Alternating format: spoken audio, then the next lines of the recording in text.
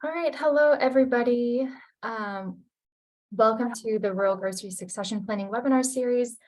We're going to go ahead and get started in just a few minutes, but while we wait for more folks to log on, we'd love to hear from you in the chat where you're logging in from today, and what is your connection to rural grocery. So when you are introducing yourself in the chat, just make sure you select send to everybody. Otherwise, it'll just be sent to the panelists, and we'll go ahead and get started in just another couple minutes.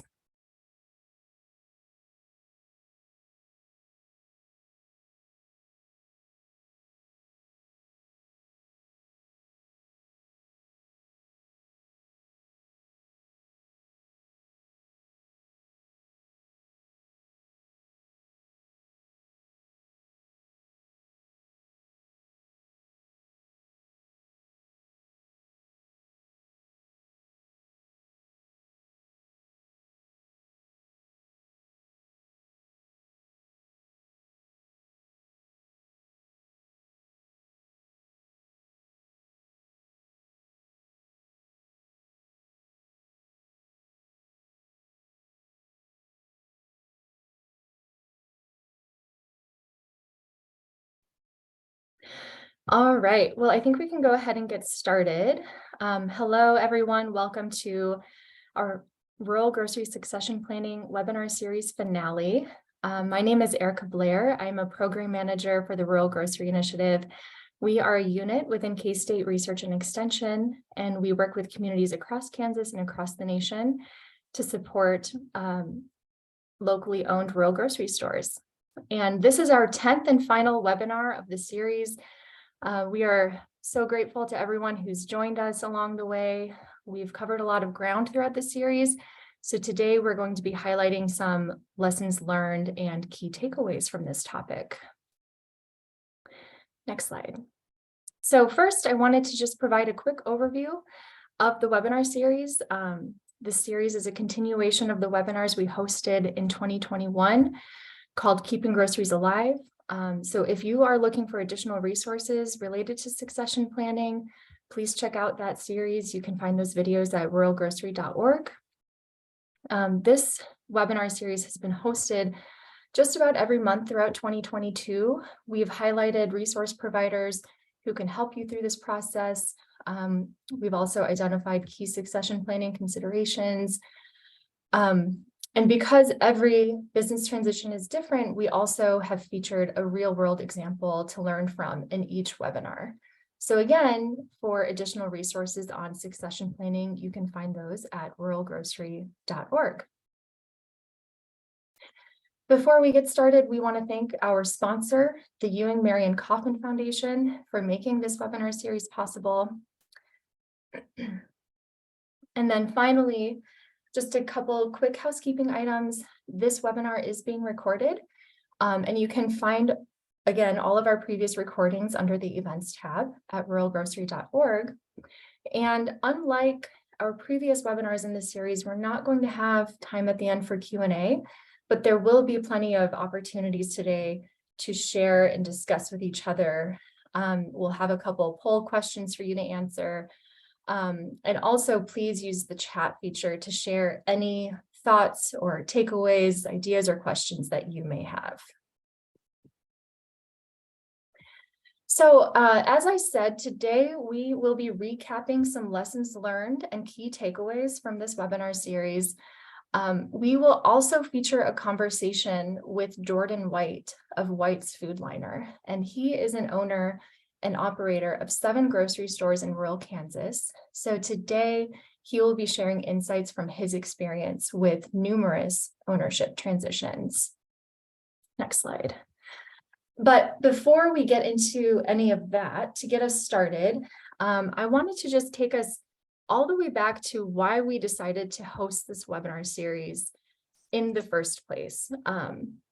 We know that when a succession plan has not been developed, it's more likely that a grocery store will suddenly close, which isn't good for the future financial needs of the grocery store owner, nor is it good for the community that they serve. And unfortunately, our office has seen this happen numerous times over the years. And I'm sure that many of you in the audience have also seen this happen. So the Rural Grocery Initiative conducted a survey in 2021 of Kansas rural grocers.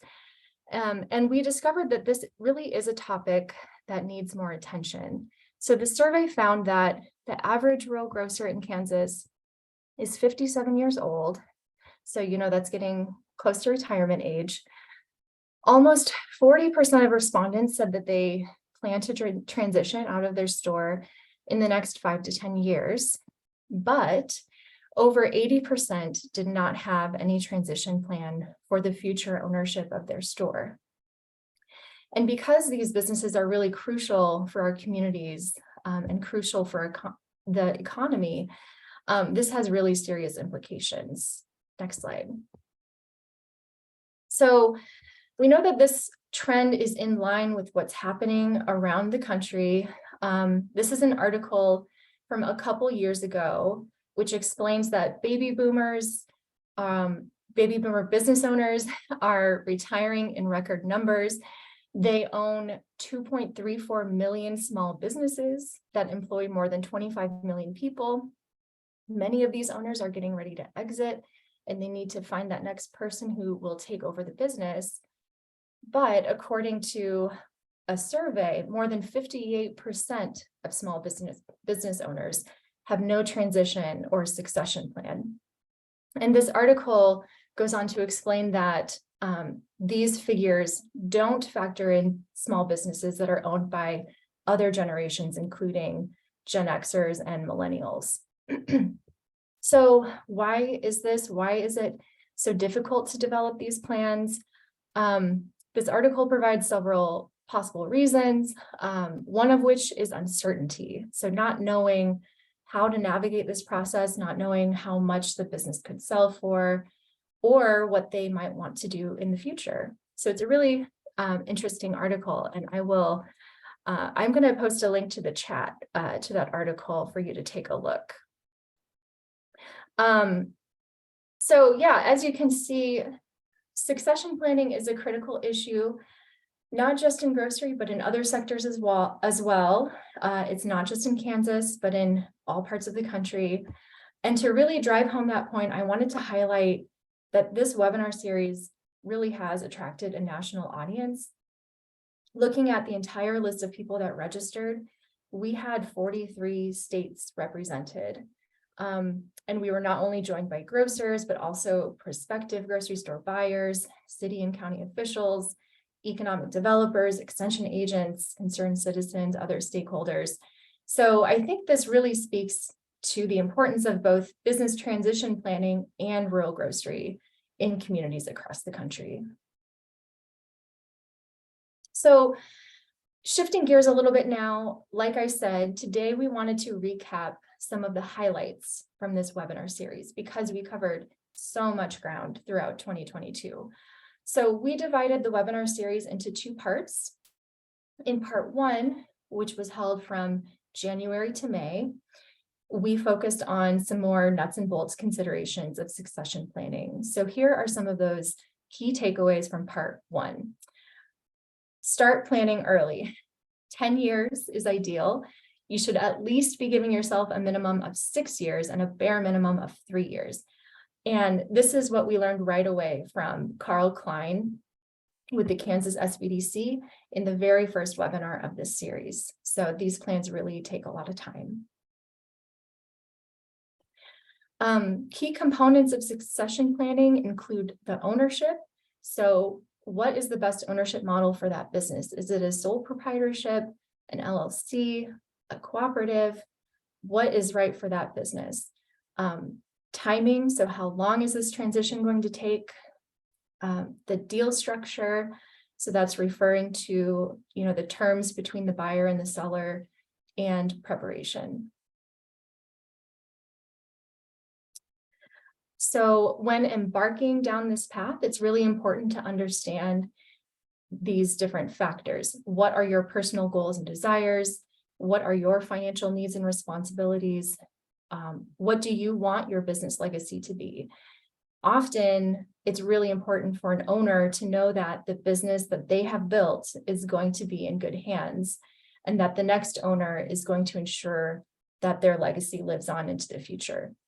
And so all of these factors can influence a business transition plan. Business transition planning requires a team of people. There's accountants, financial planners, attorneys, insurance agent, banker, advisor. In some cases, you might also need a broker, although we haven't really seen that in this webinar series with the small rural grocery store transitions that we've highlighted. Business valuations are estimates. There are different valuation methods for different needs.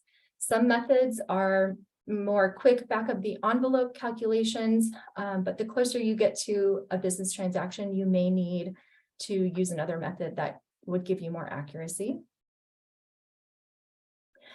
A key step in preparing for transition is building business value. So being innovative and garnering community support now is key. Many grocers that we highlighted in this series have gone beyond grocery to stay competitive and build value. So in other words, in addition to selling groceries, they're also providing other offerings to build customer loyalty. They're looking to differentiate themselves in different ways, maybe by selling local products or adding a deli, different things to drive foot traffic and at the same time build business value. To find a successor, make sure you're paying attention and staying connected with the grocery community. Look internally to see if there's someone already working at the store who could be a promising candidate. Ask your supplier. And then another tip was to just keep your store looking nice and current, and that can really help with the attractiveness and give buyers more confidence in their purchase.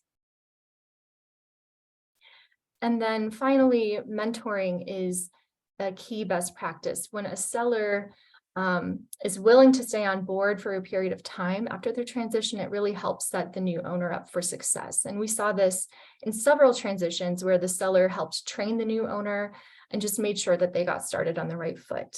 And this can even be worked into the deal. So part 2 of the webinar series was from August to December. And we spent some more time in part 2 looking at creative solutions that grocers might consider during a business transition. And this is because, as I mentioned before, it can be very difficult to find someone to purchase the business. And so here are some of the key takeaways from part 2.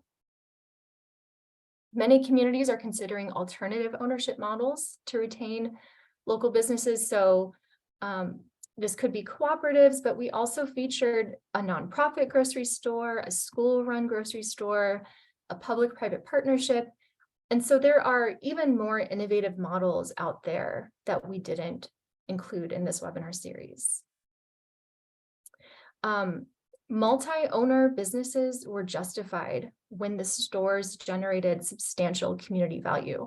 So this was according to a study conducted by the University of Nebraska-Lincoln Extension, where they wanted to understand the mindset of rural grocers who are transitioning their business. And so, in other words, what they found was that communities were more willing to put forth the effort to establish a multi-ownership grocery store because these businesses are so important for communities, in terms of economic vitality, quality of life, health benefits, and so on.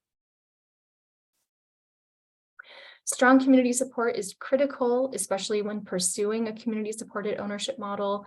We saw examples where communities were surveyed, where town halls and community meetings were held. And this is really, really important to move forward with these types of models. There may be various community partners who would be willing to support a grocery business transition. Maybe it's the local foundation, community foundation, the economic development corporation, the bank, the school. You can think creatively about who might play a role in the transition. We also highlighted the role that municipalities play. Municipalities have resources such as financial tools and personnel that can help with an ownership transition. Everyone brings something to the table, accept all the help that you can get. A lot of the examples we highlighted used volunteer help in the beginning, but also not just in the beginning, but we saw volunteers sticking around for years and years later as well. Establishing a grocery store can take a very long time, so be patient. And then finally, finding your niche and differentiating yourself will help you stand out from the competition. So kind of a similar key takeaway from what we heard in part 1 as well. So now that we are wrapping up the series, we are just curious to know where you all are at. So we have a brief poll for this audience. We know that this is a complicated and lengthy process, so we want to know, what do you consider to be the most challenging or daunting part of this process? So I'm going to go ahead and launch the poll now.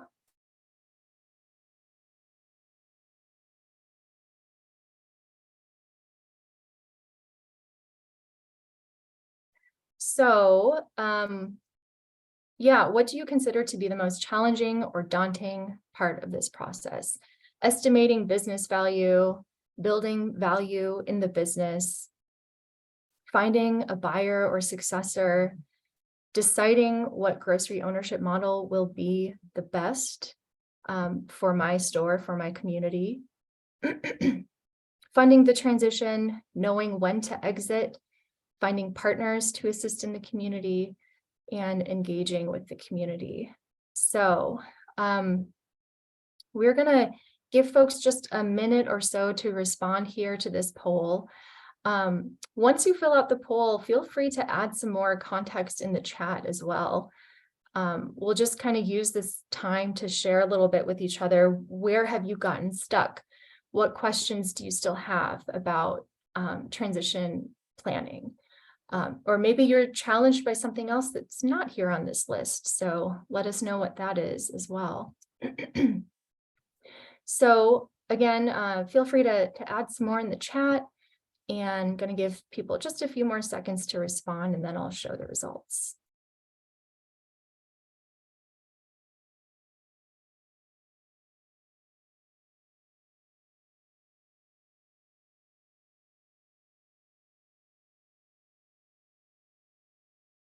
All right. Well, I'm going to give people 5 more seconds. And I'm going to end the poll, share the results. So it really looks like there are challenges across the board. Every single one of these options was selected, but really the one that stood out the most, 43% of respondents said that finding a buyer or successor was their greatest challenge. And then we also have here in the chat, convincing an owner that they need to plan well in advance for transition is also difficult. All right.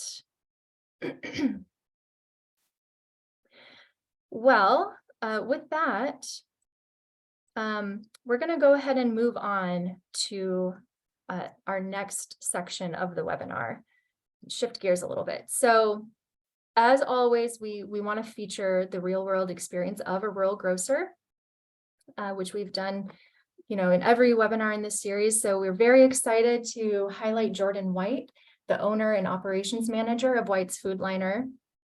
I think a lot of people know Jordan because he's very passionate about the grocery industry, about rural grocery, and he's very, very knowledgeable and willing to share his expertise.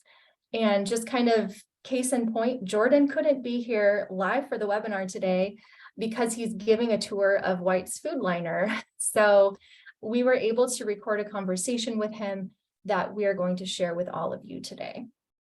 But first, just a little background about White's Foodliner. It was established in 1953. There are now 7 White's Foodliner locations in rural Kansas. One of the reasons that we wanted to showcase Jordan and White's Foodliner is because they have so much experience with ownership transitions, both buying and selling stores. So we knew that there would be a lot of really nice, a lot of really good nuggets of wisdom coming out of this conversation. And especially for those who are looking at selling a store, understanding where buyers are coming from and what they're thinking about is very valuable as well. Next. So yeah, just to give you an idea of what to expect in this conversation, here are the questions that Jordan is going to be answering.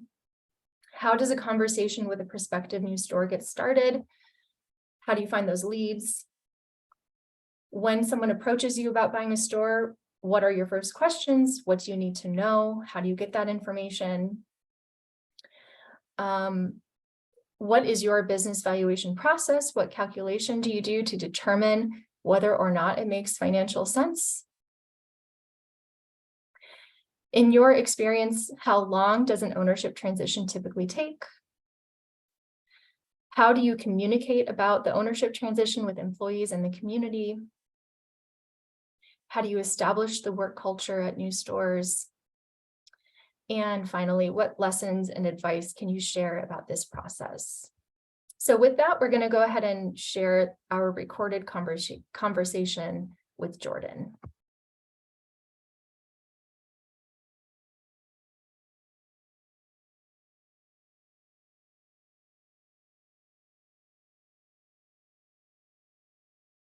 My name is Jordan White with White's Foodliner. We own and operate 7 grocery store locations in central and western Kansas. I guess the history is in 1953, my grandfather bought a store in Coldwater, Kansas. It's south. It's right on the close to the Oklahoma border, and it's southwest of our Medicine Lodge store today. And there was quite a few stores in town, and there's not very many people, and he was just kind of the last man standing. So in the 70s, he expanded into Cimarron, Kansas, and Coldwater, Kansas, and that was kind of how he got in the business and got going. We had a fire in our Coldwater store in 1982 or 83, and then we built, and that store still stands today, different ownership, but that was kind of the model that we kind of used. And so then my dad slowly started to take over the business, and he really expanded it. There was Bogart's was kind of a chain back in the day, and they sold off all of their locations, and we added a couple then. And so then I kind of got involved in the business, and then we had some succession plans in place, but when my father had a pretty significant health scare, it forced our succession plan. So it's kind of, I know that K-State's been, and RGI has been doing a lot of talk on the succession planning and buying and selling, and we were working on it. We were doing a lot of things to plan for the next steps, but his health scare fast forward, and it put the plan in motion, I guess would be to say. So that's where we are today. I'm a 3rd generation. My grandpa started it in 1953. It's proudly serving Kansans for quite a while. So.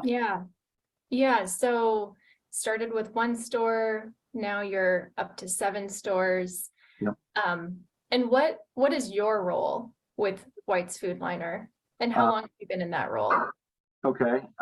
Well, I guess at one point we would just say it's like the GM, so operations manager. Yeah, so my job is basically to drive around all the stores. We're pretty spread out. We have a store 3 hours away. Our corporate our worldwide headquarters is in Kingman, Kansas. And we've got stores 3 hours west and 3 hours north in Phillipsburg. So, we're pretty spread out. And, we have store directors in every location. We have some supervisors and some corporate people. We have a deli bakery supervisor, GM operations, and a few other people, folks that do numerous different things. But we lead all the resets. We really try to be um, you know, we really try to be students of the business. So if there's any change or adaptations in the business, we really try to jump on them and get ahead of them. And that's part of our job, I guess, is to implement. But I've always told all of our corporate people, our number one job is to alleviate stress and pressure at store level. So, we travel around and help cut meat, work in the deli and the bakery, help order produce. We write all the ads here at corporate, but we just need to. Our role is to help alleviate stress and some of the pressures of running these stores day to day. I was wondering if you have discovered that you have a particular niche. So in other words, I'm just kind of wondering, like, if you could describe the types of communities that you serve. We're pretty, we our wheelhouse, I guess to say, is, we like towns with 2,000 to 4,000 people. We want to be 20 to 40 minutes or more away from a Walmart. We really strive for county seats, even though not all of our stores are in county seats. That's kind of what we're searching for. We really need a facility that, when we operate a store, I always tell everyone, we try to do everything that they're doing in a Kroger or Dillon's, or, we try to do everything that they're doing in a big box store, just in 20,000 square feet. And our reputation is we carry maybe too much variety for a lot of folks, and we operate with really full stores with lots of inventory. And that's kind of our niche, I guess you would say, is, I always tell people, there's nothing different from small town people to people in New York City. There's just more of them, and maybe we're a little bit more friendly. But they want kale, they want asparagus, they want all these unique products that you hear about on Food Network or TikTok or whatever the case is. So we strive to provide that variety in our stores, and I think it's what sets us apart. Yeah. Well, I wanted to shift gears now and talk a little more about your business transition experience. Mm-hmm. So often when an independent grocer is creating their business transition plan, they're thinking about retirement, they're thinking about how to keep the store open when I'm ready to exit the business. One of the first things that they'll do often is look at who are the nearby grocers in my area that might be interested in purchasing and operating my store. And so White's Foodliner has experience purchasing stores. So I wondered if you could kind of talk about that experience a little bit. How many stores have you purchased over the years? Just in the last, let's just say from 2018, we built and negotiated for St. John. We bought Scott City. We sold Pawnee, Oklahoma. Then we bought Lindsborg in August of 2020. And then we bought Lyons in April of 2022. So we've had a few here just in the last few years. So I'm not very good at selling. I'm probably better talking about the buying part, but and to me, selling was harder. I guess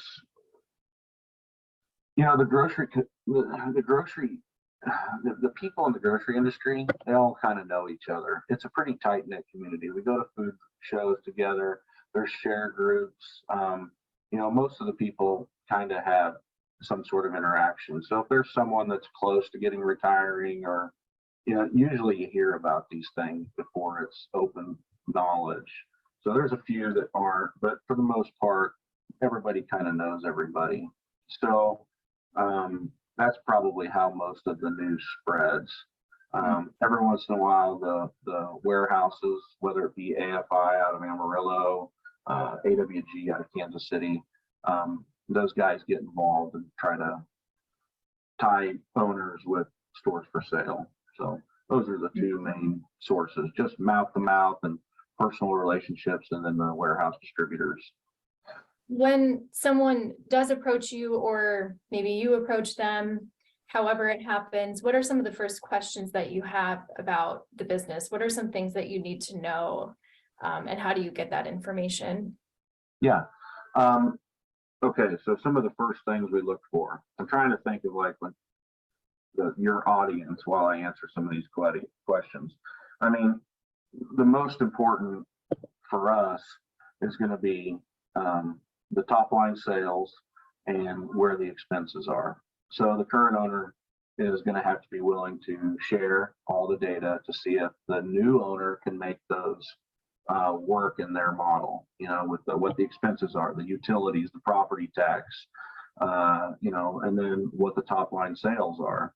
You know, I mean, every owner has an idea if they could get more sales. Let's just say a store was doing $50,000 in sales a week.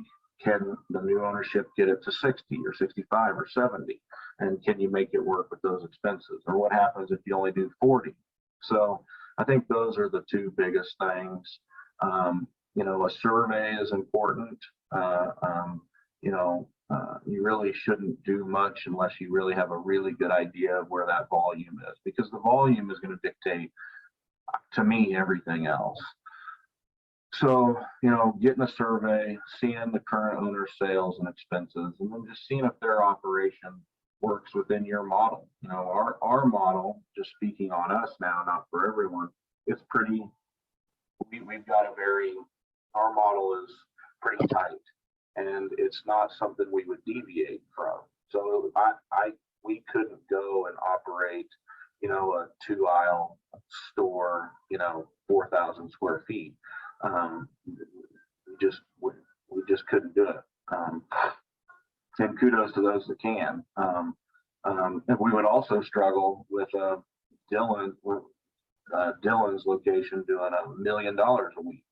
You know, our model, we would struggle in that format. So, you know, we've identified what we feel like we're really good at, and that's kind of where we stick to. So while identifying locations, we're going to look at population, you know, vicinity to the city, to Walmart, Aldi's, Costco, Sam's Club, you know, whether or not there's a Dollar General in town or Family Dollar, Dollar Tree, you know, those things are popping up everywhere. And if you don't have one in town, you are going to get one. It's just when. I think you'll have both in every town within 5 years. So you've got to kind of account for that as well.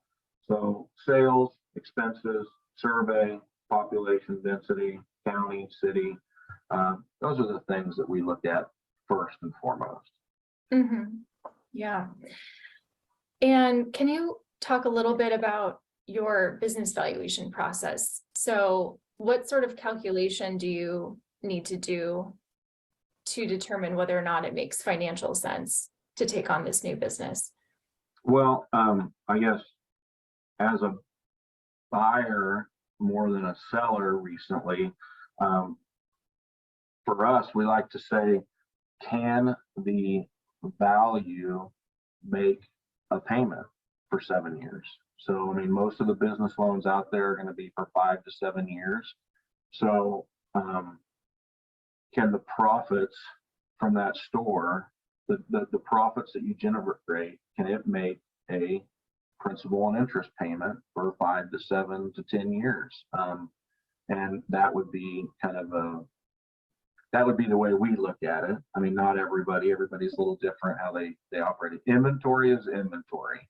So if you've got people, you know, there's no reason to squabble over an inventory. It is what it is. You could ask an owner to cut it down or to maybe not order as much, but I would even not we try to eliminate that from any discussion. It is what it is. You got to buy it.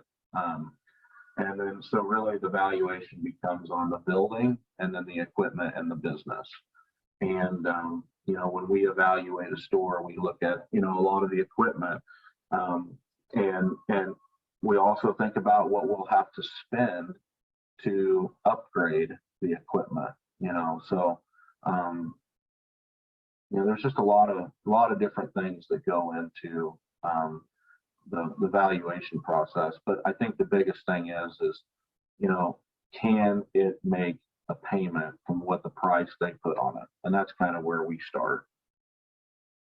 Now you have, in the past several years, you have a lot of experience with ownership transitions, and I imagine clear communication is really important in all of that, making, it's part of making sure the process goes smoothly.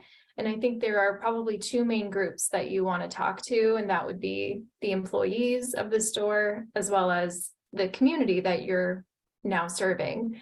So I guess starting with the employees, can you kind of talk about what that conversation looks like? How do you talk about the ownership transition with them?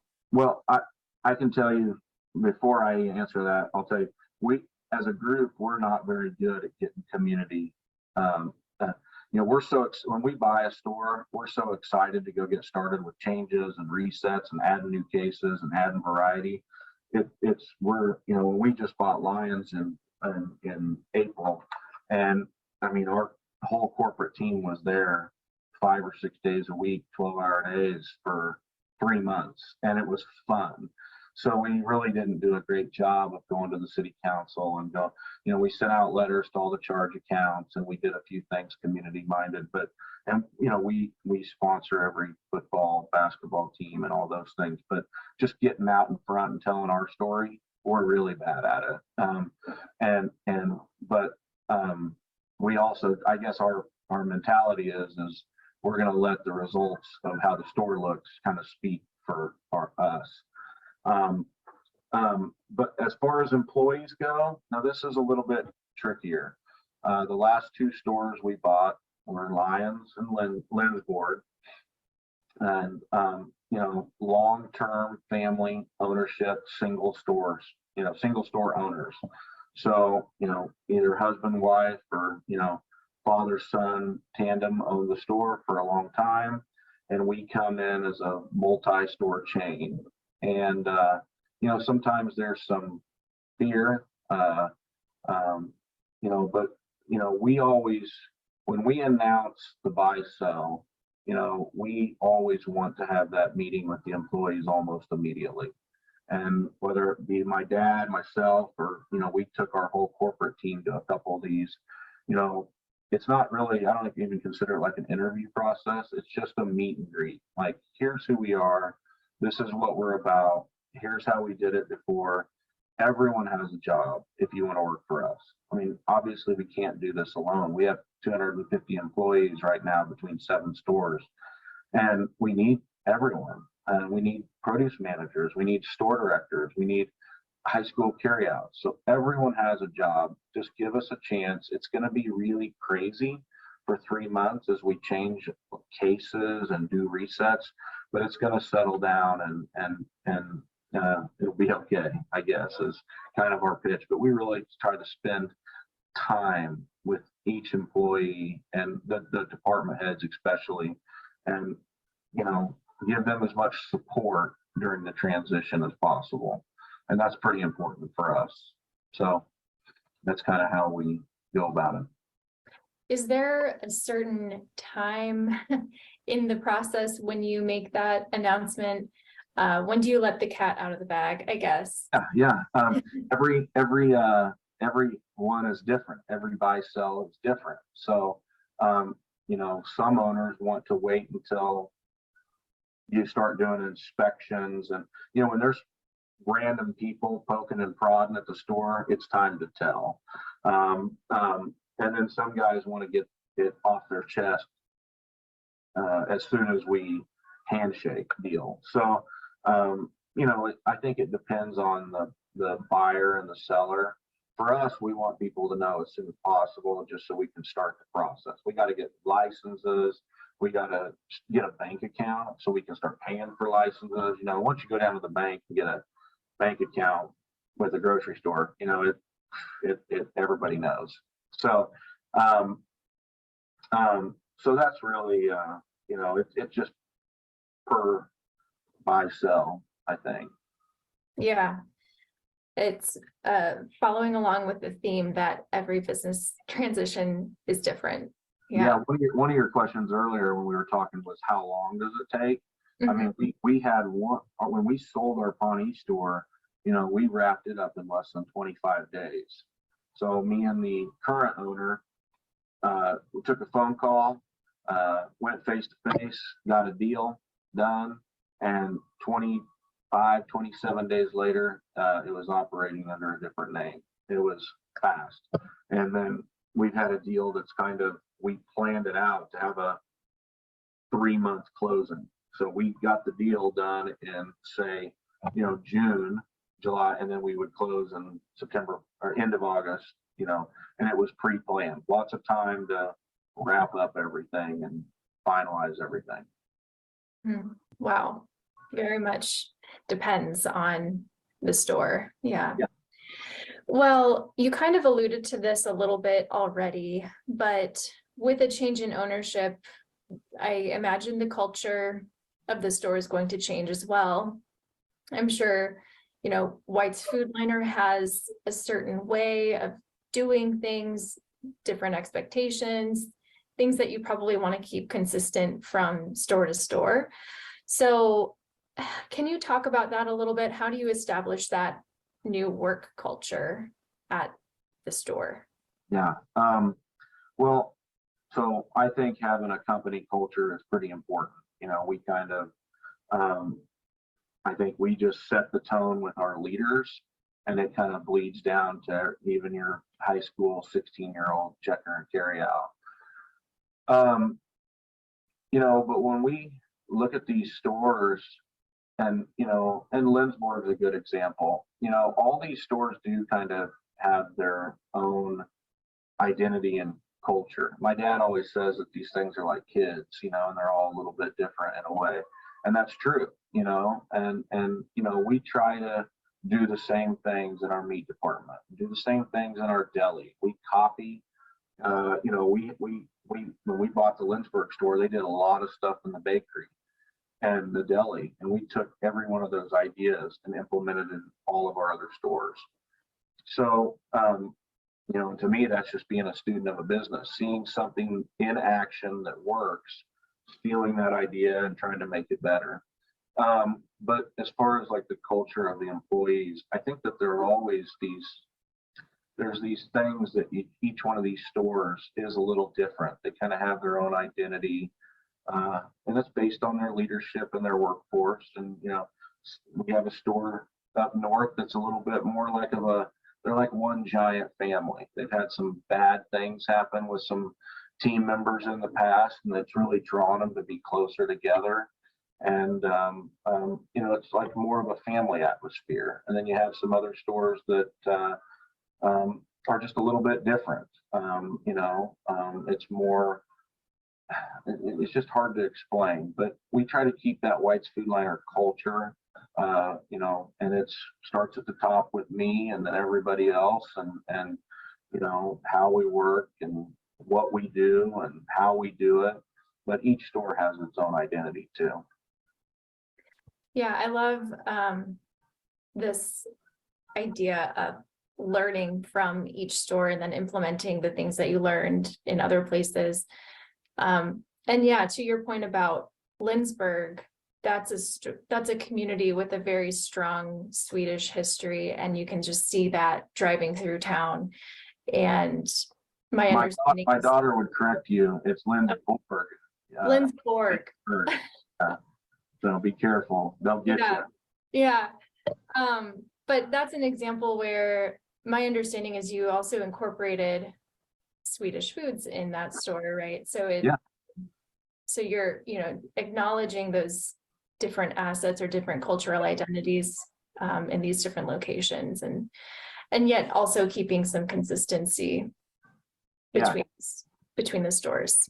that's So, a great example. We're trying to bring our White's Foodliner culture to the produce, the bakery, the deli, and the meat department, and then adding all the variety in the grocery aisles. But then that Lindsborg store has this massive Swedish section and Swedish culture and history.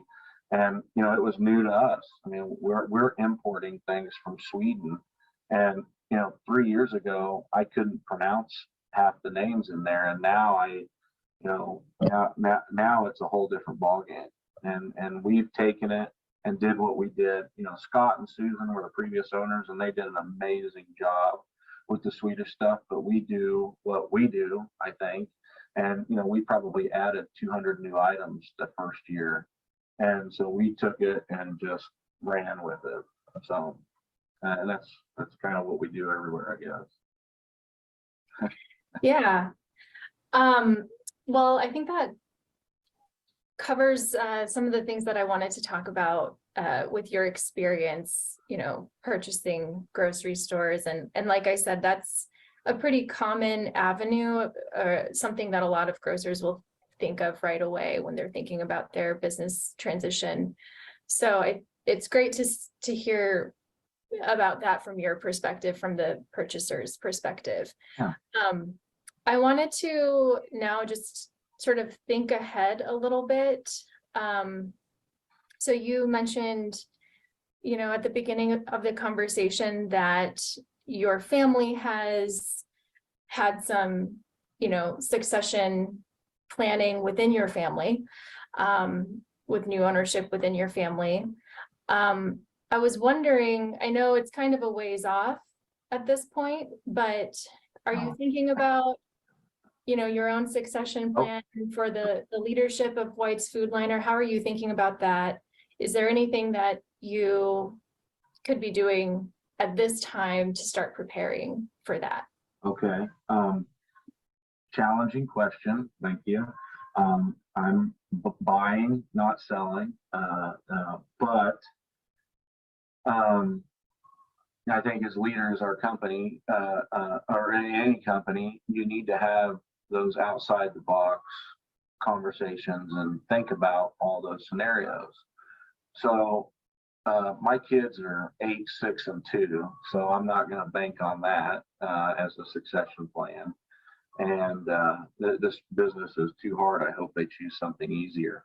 But I guess if I was forced into having a conversation about that with your question, one of the steps I would do, I guess, is you would probably shore up all your loose ends in your facility.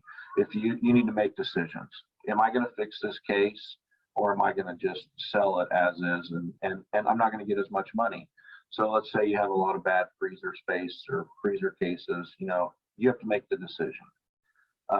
And then you probably would look to cut some expenses to improve your store. So I'm thinking about your audience.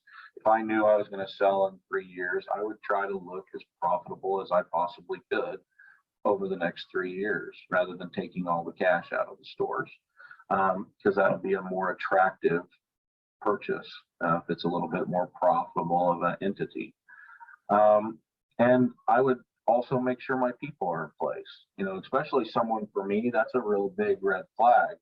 If I'm buying a store from a single owner and they're doing all the work, all the meat, all the produce, they're ordering everything, when I come in, I got to replace that with 4 people. So, if you want to sell your store to someone, that's a multi-store operator, you need to have multiple people that are very capable and knowledgeable. If you want to sell to a single store operator, you're going to have to transfer all that intellectual capital from your brain to the new owner. That's challenging. So, I think you need to identify which route you want to go, if you're selling, and then, start trying to make capital improvements and show that your business is really profitable. And, so for us, that's probably how I would do it. I would clean up all of our expenses. I would stop spending money on, improvements, work to put together a really good bottom line the last 3 years, and then price it. And from there, I'd probably talk to all the distributors, you know, the AWG, the AFIs, Spartan Nash, whoever. I'd call everybody and say, hey, this store's for sale, put it on your list. I don't know if there's anybody out there for it or not, but get it on your list so everybody knows. And then I'd start contacting everybody around me, big or small, you know, just let them know that it's for sale. So it's always in their mind. So got to be proactive. Yeah. Yes. Well, that's fantastic advice for our listeners. Do you have any other final takeaways or lessons learned from your years of experience that you wanted to share? We're all learning every day. If you're not, I guess I love the grocery business. I love everything about it, even the people problems that everybody wants to complain about. It's a part of it. So, you know, I'm lucky to be in this business, and I feel like if you're going to get in the grocery business, you better love it, and because it's holidays, it's weekends, it's hard work, but it's also extremely rewarding. And you know, if you're looking for big profit on the bottom line as a percentage, you're in the wrong business. But if you love serving customers and being community minded, and you like hard work, it can be a really good business. So I think what we're doing is noble, and I love it. So that would be my advice to somebody getting into it. You better absolutely positively love it and be a student of the business, and be ready to change. Mm-hmm. All right. Well, thank you so much, Jordan. Okay. This was a wonderful conversation. Thanks, Erica. I appreciate your time.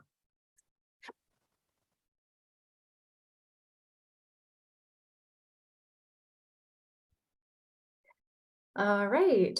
Well, even though he wasn't able to join us in person today, I do just want to thank Jordan once again for sharing his time and expertise. I know I learned a lot from that conversation.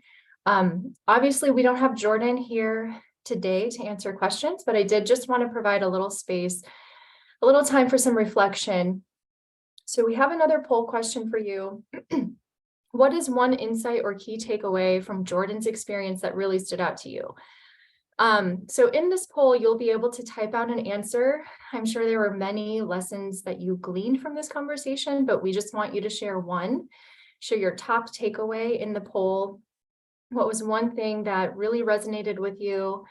So yeah, we'll do a little crowdsourcing to pull together a list of key takeaways. So let me go ahead and launch that poll.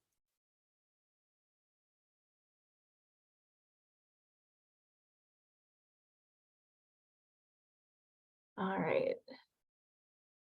Is it launched? I can't tell. Yep, there it goes. Okay. Yep.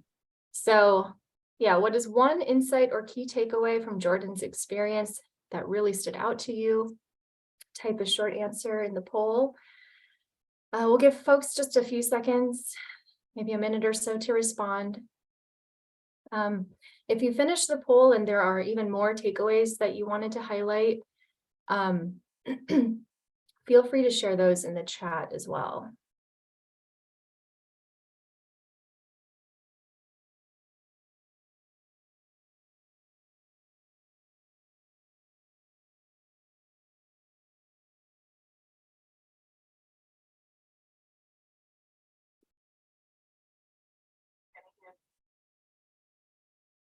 More seconds.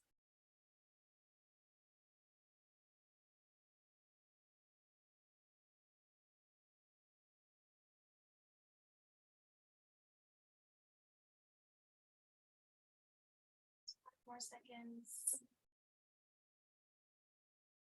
All right, I'm going to go ahead and share the results. If you didn't get a chance to share your answer, feel free again to share those in the chat as well.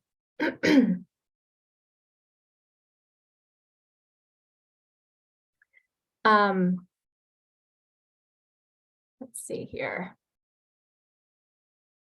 So I think, I'm not sure if all of you can see the answers, but I am able to read some of the responses that people shared. So their family, strength in numbers.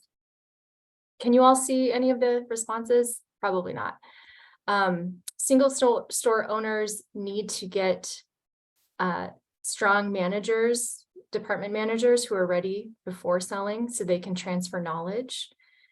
Continue to learn and pivot, specifically understanding the successful operating store model that best fits your operating goals, methods of appraising businesses, knowing the business model, knowing the population size, the county size, distance from competition. And yes, there were several others, but we're going to go ahead and move on, I think, just for the sake of time. But thank you all so much for sharing those. And again, feel free to keep adding those in the chat as well. I just wanted to share the lessons that I took away from that conversation. Just briefly, unexpected events can force a sudden succession planning decision. So it's best to start planning ahead for those unforeseen circumstances. Be a student of the business, keep up with trends and adapt with the industry, learn from others. Stay connected with the grocery community, know who might be buying or selling. Share your data on sales and expenses, know how buyers calculate value. You need to be prepared and be willing to share information. Let people know what to expect when there's a change in ownership. Communication is really key. Be attentive to what the community needs and wants. Embrace what makes your store unique and distinct. Make decisions about what to fix or sell, cut expenses, and show a strong bottom line. Get skilled, knowledgeable people in place. This is all part of preparing early and why it takes so long. And then finally, love what you do and have a passion for your business. Let your passion propel you forward. So once again, I just want to thank Jordan for letting us close the webinar series with all of these great pieces of advice. As we wrap up, we wanted to share where you can continue to find more support with business transition planning. We also wanted to tell you about some exciting opportunities coming up in 2023. So every state is going to be different and have different organizations, but regardless of what state you're in, here are some resource providers that can help you with business transition planning. Small business development centers, SBDC advisors can provide free counseling and training to small businesses, and they often have people who specialize in exit planning. Check with your economic development corporation. They have a good idea of who's in the community, and really their mission is to support the local economy. Check with your extension offices. The Rural Grocery Initiative, for instance, is part of K-State Research and Extension, and other extension offices also may have units to support rural communities. State departments of commerce may have special programs or funding opportunities to support rural businesses. And then USDA also has numerous grant and loan programs for rural businesses as well. Community engagement is really important in this process, getting community buy-in. So we have just some places and some tools for you to look. I'm just going to provide these in the chat. We also wanted to highlight store audits because this is a way for you to get some feedback on what's working well at your store and what can be improved. So the Food Co-op Initiative has a really wonderful guide on this that I'm going to share in the chat as well. And then finally, our webinars, feel free to go back and rewatch these recordings. They're available under the events tab at ruralgrocery.org, And in the chat, I know we're running out of time, but if there are other resources that you want to share with others in the audience today, feel free to share those as well. Now, like I said, we have some exciting opportunities coming up in 2023. We are excited to announce that we received a Rural Cooperative Development Grant Award from USDA. And so this means we're going to be ramping up our work to support cooperatives in Kansas to help support the retention of rural grocery stores. So as part of that, we are going to be hosting 2 workshops, regional workshops on cooperative conversions in March and June of 2023. So this is going to be focused on how to take an existing business and convert it to a cooperative. So be sure to check out that website for additional details on that, and just keep an eye on updates for that. We also are currently developing a rural grocery specialist certificate program. So this is an online program to train resource providers across the country to better support rural grocers through business transition. So the audience for this program would include extension professionals, economic developers, other resource providers with an interest in rural communities. So as you can see, we're currently developing this curriculum. We will have a pilot program in April to June. So if you're interested in that pilot program, please contact us for more information. And then we will be launching the program in August of 2023. So we'll go ahead and post a link to the chat there as well. And then just to wrap up, we wanted to end by saying thank you to all of the presenters in the webinar series this year. We had 24 presenters, and we're very grateful that they took time out of their busy schedules to be with us. And we also want to thank all of the attendees of these webinars and all that you do as well to support rural communities. As always, we have a survey where we would love your feedback to help us improve future programming. Just takes a few minutes, and I posted the link to that in the chat as well. And then finally, wanted to say thank you one more time. That's all we have for today. We had a lot of fun with this webinar series. We learned a lot and met a lot of people through this project. So we hope that you stay in touch, and we hope to see you again soon. Take care.